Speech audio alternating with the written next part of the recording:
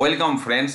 বিহারে special intensive revision যেটি গত 24শে জুন 2025 থেকে 25শে জুলাই 2025 পর্যন্ত চলেছিল, তার কি রেজাল্ট সামনে এলো সেটা ইলেকশন কমিশন অফ ইন্ডিয়ার পক্ষ থেকে আজকে 27 তারিখ জাস্ট কিছুক্ষণ আগে ওয়েবসাইটে আপলোড করেছে।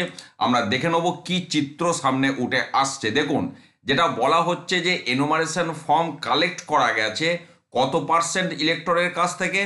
91.69%।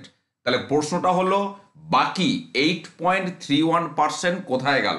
বাকি 8.31%-এর মধ্যে বলা হচ্ছে মারা গিয়েছে সেই শতাংশ হচ্ছে 2.83, যার সংখ্যা 22 লক্ষ, এবং পার্মানেন্টলি শিফটেড অথবা খুঁজে পাওয়া যায়নি এমন পার্সেন্টেজ 4.59, যেটা সংখ্যায় হচ্ছে 36 লক্ষ। এই যে নট ফাউন্ড, এটাই কিন্তু অত্যন্ত তাৎপর্যপূর্ণ। পাশাপাশি এনরোলড অ্যাট মাল্টিপল প্লেস, অর্থাৎ একাধিক জায়গায় নাম ছিল, স্বাভাবিকভাবেই এক জায়গায় নাম রেখে বাকি জায়গাগুলি কাটা হয়েছে, সেই কাটার জন্য সংখ্যা কমেছে 0.89%। তো বাকিগুলো ঠিক আছে, কিন্তু এই যে নট ফাউন্ড অর্থাৎ এমন ভোটার যাদের খুঁজে পাওয়া যায়নি, সেই পরিসংখ্যান বা সেই তথ্য তার সাথে পার্মানেন্টলি শিফটেড ধরে হচ্ছে 36 লক্ষ। এবারে এখানে যেটা বলা হচ্ছে দেখুন, যে বিএলও যাদেরকে খুঁজে পায়নি, BLO did not find these electors or did not get back their enumeration form because, অর্থাৎ বেশ কিছু ইলেক্টরস রয়েছে যাদেরকে বিএলও খুঁজে পায়নি বা যাদের কাছ থেকে এনুমারেশন ফর্ম ফিল আপ করা অবস্থায় ফেরত পায়নি। তাদের কি কারণ এখানে বলা হচ্ছে? Became electors in other state, তারা অন্য রাজ্যের ভোটার হয়ে গেছে। ঠিক আছে, অন্য রাজ্যের ভোটার যখন, তাহলে এ রাজ্য থেকে নাম বাদ গেছে বা তাদেরটা পাওয়া যায়নি। Were not found in existence, কোনো অস্তিত্ব খুঁজে পাওয়া যায়নি, অর্থাৎ এমন ভোটার যাদের কোনো অস্তিত্ব খুঁজে পাওয়া যায়নি, যে কারণে তাদের এনুমারেশন ফর্ম ফিল আপ করা অবস্থায় ফেরত পাওয়া যায়নি। পাশাপাশি এটাও বলা হচ্ছে যে 25শে জুলাই পর্যন্ত লাস্ট ডেট ছিল, সেই দিন পর্যন্ত ফর্ম সাবমিট করেনি, অথবা were not willing to register as an elector for some reason, অর্থাৎ বিশেষ কোনো কারণে কেউ হয়তো নিজেকে ইলেক্টর হিসাবে রেজিস্টার করতে চাইছে না, তারও প্রভিশন আছে, সেই প্রভিশন এখানে উল্লেখ করা আছে।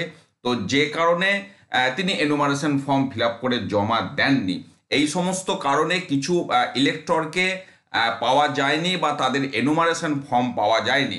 পাশাপাশি এটাও বলা হচ্ছে যে এই যে ড্রাফট রোল এরপর পাবলিশড হবে 1 আগস্ট 2025, তো তারপরেও কিন্তু সুযোগ থাকছে, সেটাও এখানে বলা হচ্ছে। Exact status of these electors will be known after scrutiny of these form by ERO AERO by 1 August 2025।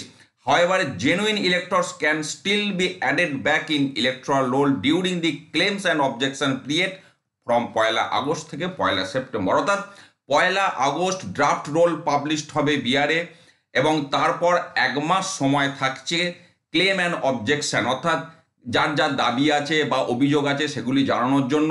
সেই 1 মাসের মধ্যেও কিন্তু নাম সংযোজন বা এনুমারেশন ফর্ম ফিল আপ প্রক্রিয়া করে final draft electoral roll published হওয়ার আগে সে সুযোগটাও থাকছে। পাশাপাশি এখানে বলা হচ্ছে the name of the electors found enrolled at multiple places in electoral rolls will be retained only at one place. স্বাভাবিক, যাদের নাম একাধিক জায়গায় ছিল তাদের নাম শুধুমাত্র কোনো একটি জায়গায় আছে, কোনো একটি জায়গা মানে তিনি এই মুহূর্তে যেখানকার বাসিন্দা সেই জায়গায় আছে, বাকি জায়গা কাটা হয়েছে, এটাই স্বাভাবিক।